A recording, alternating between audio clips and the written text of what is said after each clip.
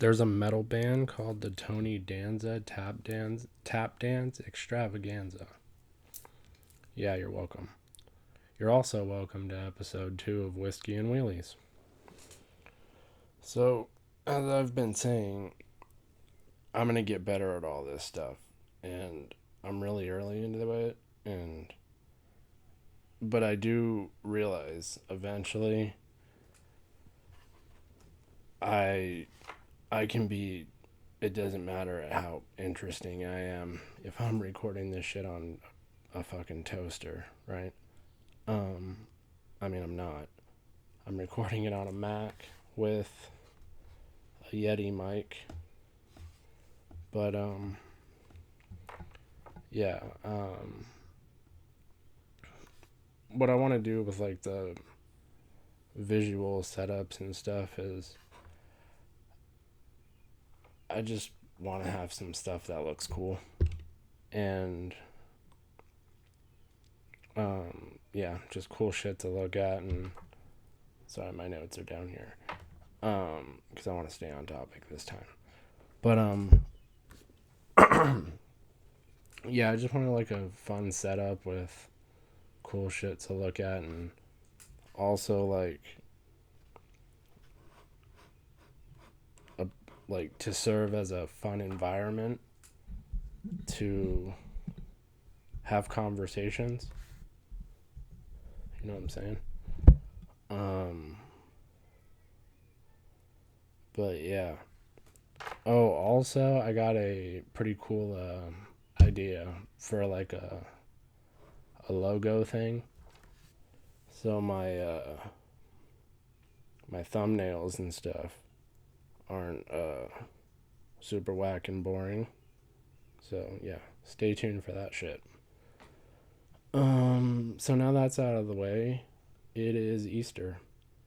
And last time I had a whiskey that had no rye in it, so I felt like this time I would have a whiskey that is pretty much all rye. Um, this one is Templeton, the good stuff. I like the bottle. It's pretty cool. It's got a doctor giving shots of alcohol to people. Um, so yeah, and this is 95% rye, 5% malted barley, which um, malting barley is just a process of germinating the barley and releasing sweeter flavors. And yeah, you get into that with like more scotch and stuff. But which, speaking of that, I gotta get another scotch back there because I drank my Glenlivet. But yeah, this is actually one of my favorites. My favorite whiskeys that I've tried so far. Um, but if I'm being honest, I I don't know if I'm experienced. I have enough experience to comment much on the the huge peppery notes and that punch you in the face or the alcohol burn, because I don't know. I personally don't notice those too much with this one because I like it. Like it. It's good.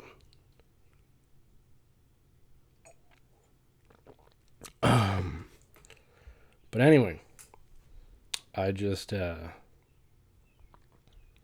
did like 15 miles today on this tabletop trainer thing I have that I use for cardio. And that might sound like a lot, but on the machine I have, it's honestly not really that hard. So I ended up breaking out my training mask I have. That kind of makes shit interesting. You can get a pretty good workout with that. Yeah, but I just think it's important to just exercise in general, but especially in like times like these, you get it's even more important to get rid of all the physical and mental energy, all the excess energy that it'll just build up if you let it. And yeah, just with everyone spending more time by themselves now, and with themselves, I feel like having a place to spend all of that energy, get it out, whether it be books or exercise. I don't think it can be understated or overstated how important that is. And I guess that brings me to the kind of theme, I guess, that I want to talk about today, which is all the different ways that people are choosing to use their time alone. Now, obviously, in the time that we're in now, there's a lot of negativity, death, chaos, and despair. And that's hard to ignore. But I personally can't ignore the stories I've been seeing more and more that are highlighting things like the decrease in pollution and crime rates in different areas. And I saw a story the other day about how you can actually see stars in the sky now. Now that there's no planes in the sky, there's an absence there. Due to the absence of planes, you can actually see stars now. And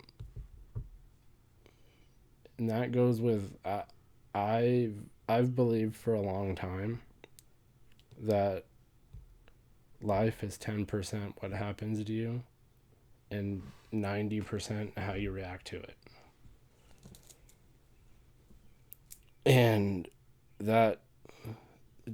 that's just something I've learned. It's something I choose to believe with, given the things that I've been through, that the people I've met. Like, for example, like I go to marathons and I meet these people and these people become my friends, and the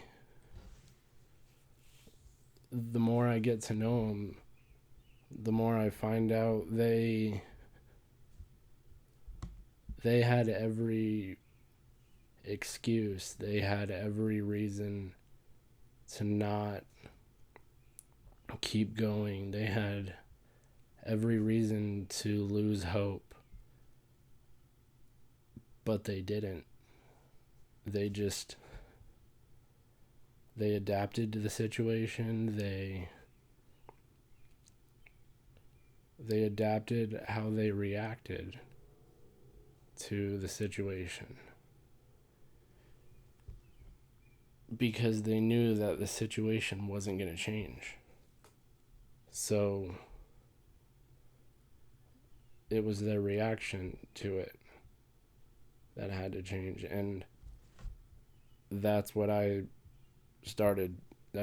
chose to believe for myself. And especially in this instance, unfortunately, a lot of people are using this time alone to complain. They're choosing to focus on the reactions of others, and they always want to talk about what other people are, their opinions on what's going on and how other people are reacting to it and how stupid it is and yada yada yada.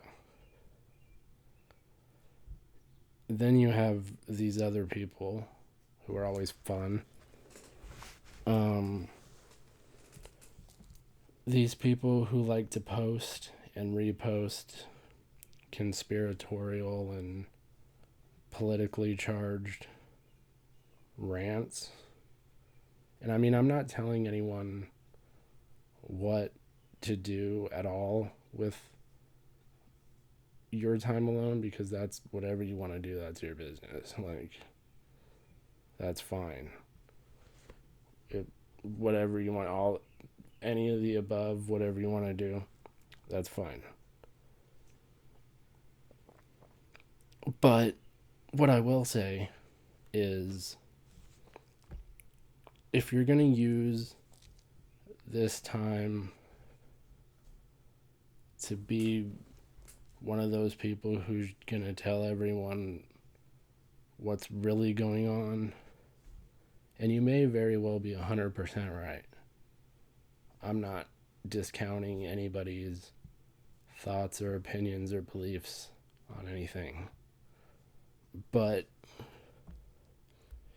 if every other word in your rant is spelled wrong and you can't really form a proper sentence, I just feel it kind of hurts your argument. So if you're one of those people, I don't know, maybe doing a couple push-ups and reading a book wouldn't hurt.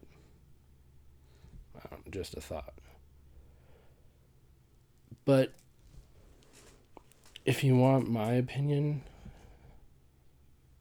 which, of course, I'm just going to give it to you, of course.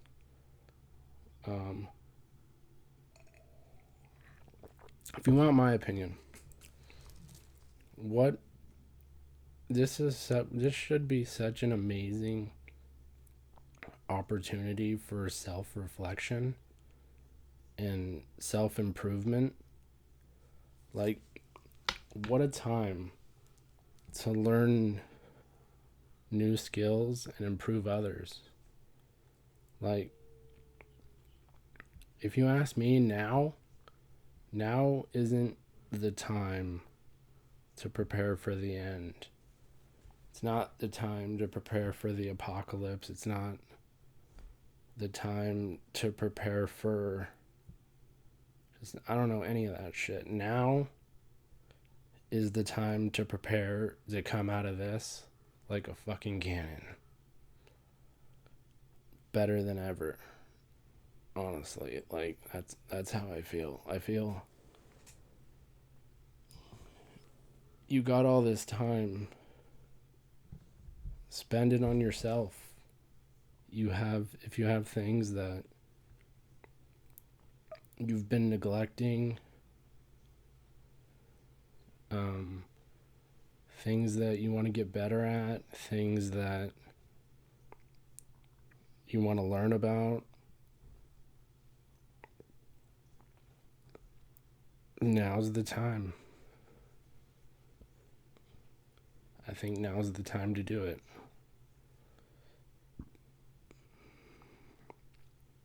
I I get it. I think it's human nature to react to our current conditions, and I get it.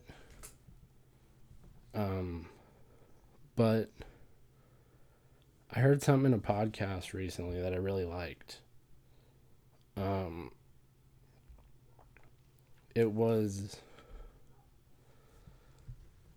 um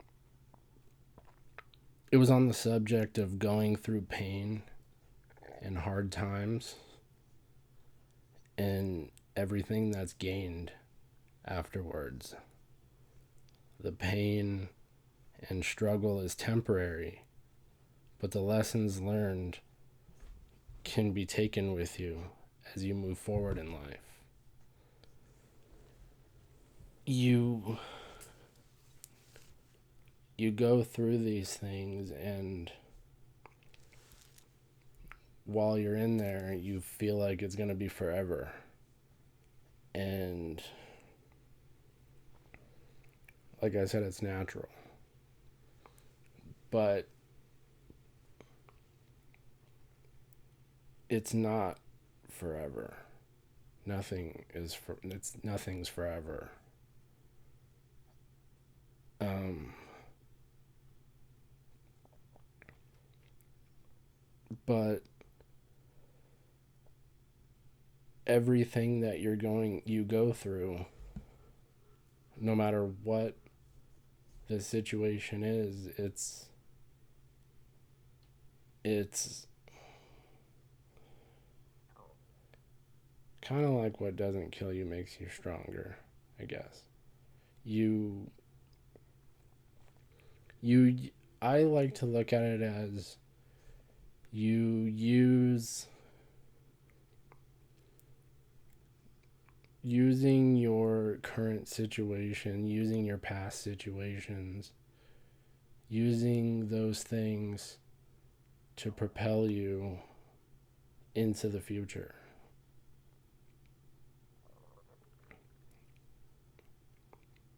Um, but yeah, that's just I just think people we people should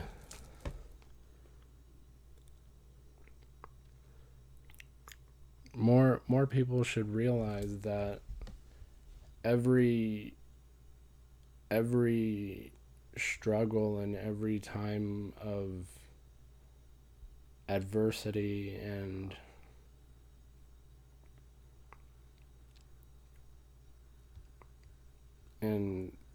all the hard times, that's just another those are just opportunities to get better. They're it's opportunities to it's just another tool that you can use going forward in your life, so the next time you face some type of adversity, you can always say you can now say, yeah, but look what I did before. Like, yeah, this is gonna suck, but I did this. I I went through this. I I got through I got through this other thing. And so I'm going to use I'm going to use my current situations. I'm going to use my past situations to propel me into the future. I'm going to use my thoughts to I'm going to use my thoughts to propel me into the future, instead of keeping me in the past. But yeah. Anyway, I didn't really plan this one out too much. I just kind of thought of something to talk about and then kind of went with it. But yeah, anyway, I think I'll leave this one here for now. And yeah, I think I'll leave you with one of my favorite quotes that I heard long time ago, and I've loved it ever since. But here it is. Never be afraid that you're inadequate. Be afraid that you're powerful beyond measure. Alright, I'll see you later, guys.